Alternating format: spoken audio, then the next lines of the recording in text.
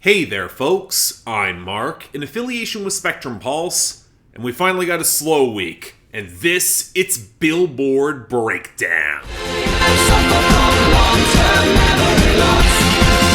I don't remember. This sort of week always amuses me, right after a massive album bomb, and there's very little to replace it. Not even big singles to crash through. Following what will likely be one of the biggest weeks of this new Billboard year, we've got one that feels like it's going to be one of the slowest. I mean, I'm not complaining, but it is interesting to note how some of these positions fall out. And nowhere is that more apparent than in our top 10, where for another week, Anti-Hero by Taylor Swift held the number one. And it's kind of interesting to identify the source of that staying power. Sales are still good, but the margin's thinner. She rebounded on streaming, and she got a lot of solid cross-format radio support. Now compare this with the main challenger, Rich Flex by Drake and 21 Savage at number 2. It's winning on streaming, but radio's been extremely slow to pick this up, and heading into the holiday season, it's gonna be a tougher sell for this song to build momentum. Compare it to Unholy by Sam Smith and Kim Petras rebounding to number 3,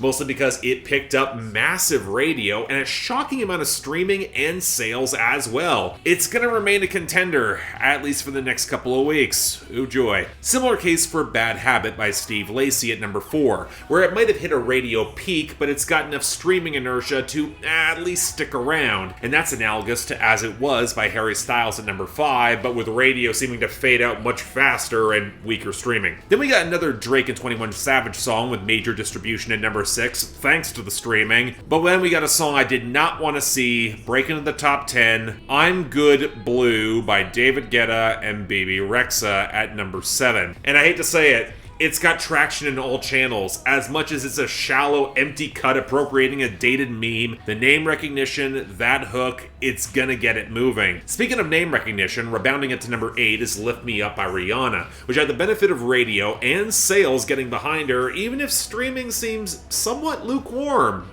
That's kind of interesting. And finally, bringing up the rear, we got two more songs from 21 Savage and Drake thanks to streaming. Spin 'Bout You at number 9, On BS at number 10. If there's one benefit to the coming onslaught of holiday music, it's going to be getting rid of all this. But before we get to some of that, our losers and dropouts. And there's a few in the latter category, with 5'9" by Tyler Hubbard making its expected exit, along with Staying Alive by DJ Khaled, Drake, and Lil Baby, and To Be Loved Am I Ready by Lizzo, both seeming to underperform. But that's not a lot here, so when we cut to the losers, the majority are from album bombs that have just stuck around. So, starting off with Drake and 21 Savage, Privileged Rappers at 22, Back Outside Boys at 26, Broke Boys at 34, Hours in Silence at 37, Jumbotron Shit Poppin' at 52, Treacherous Twins at 58, Middle of the Ocean at 67, More M's at 69, I Guess It's Fuck Me at 81, and 3am on Glenwood at 95. Then from Taylor Swift, you got Vigilante Shit at 62 and Bigger Than the Whole Sky at 100. Her stuff has had a remarkable amount of staying power here, but outside of those,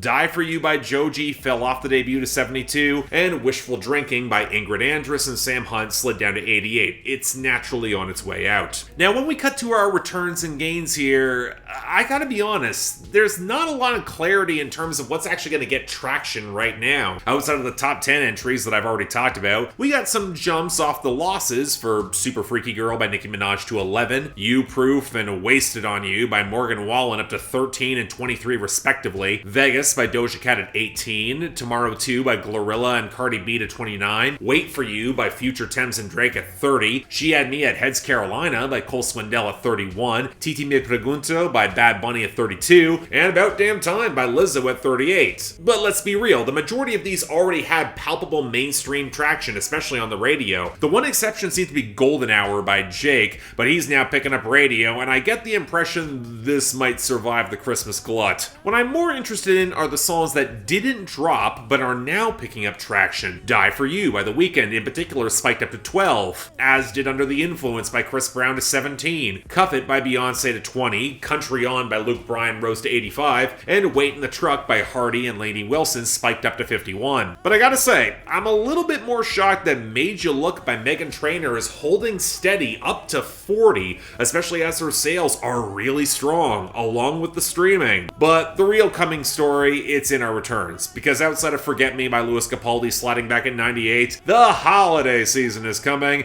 and that means some expected returns that we get every year. Holly Jolly Christmas by Bobby Helms at 50, Rockin' Around the Christmas Tree by Brenda Lee at 41, and All I Want for Christmas Is You by Mariah Carey at 25. It feels like it's starting earlier every year, folks. We've been through this many times on the show. Let's just weather the storm. But this week, we only have 3 new songs. Now, this would normally be where I tack on a world hit or something from the Canadian charts, but given that I'm in something of a time crunch with some main channel work, let's try to keep this relatively short and start off with number 99, Going, Going, Gone by Luke Combs.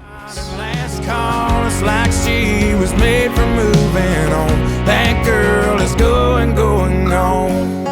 One thing I'm confident giving Luke Combs credit for is having shockingly good impulses when it comes to picking late album singles, mostly because he goes for some of the better written, slightly more melancholic deep cuts that the fans know and they might just love. So I was thrilled to see him push this song, a pretty spare, acoustic, organic cut with a little bit more shuffling percussion, where he's musing on a relationship that was never built to last and she's now on the winds. Nice little Garth Brooks reference there in the second verse. And I really like how the ramshackle and small stakes of the song play out. There's no bitterness or anger here, just a wistful resignation. Wasn't gonna work, and he knows it. Yeah, the list-driven songwriting can feel a bit cliche, but Combs' sense of details, they feel more pointed to the scene, so it actually doesn't really bother me that much here. So yeah, simple formula. Man, though, he nails it. Great song, it's been on my personal playlist all year. Check it out. Number 91, Break My Heart by Rod Wave. I don't know who to trust, think everybody lying. I be finna give up cause I'm so tired of trying. Crawl under a rock and isolate my mind. Am I the only one a little bit surprised that Rod Wave's seemingly surprise EP isn't getting the same level of attention? I mean, even though I've had my criticisms of him this year, I still like him. I wanted to check this out. I might just review the EP, and with this song, I wouldn't call it one of my favorites from the project, but it's definitely one of the better singles he's put out this year. The bass and the whirring percussion is better balanced against the gentle guitars and the very liberal use of that Sam Smith sample. And while the song still feels kinda lacking in structure, I do think the conceit behind it is better, focusing on the portrayals that really got under his skin from both women and men, especially other artists and rappers who are faking the pain for traffic or to even slip into his lane. And he's not even angry so much as he's just sad and exhausted at dealing with all of it, and Rod Wave always sells that well. So yeah, damn good song too. Give it a shot. And finally, number 86, Heart Like a Truck by Lainey Wilson.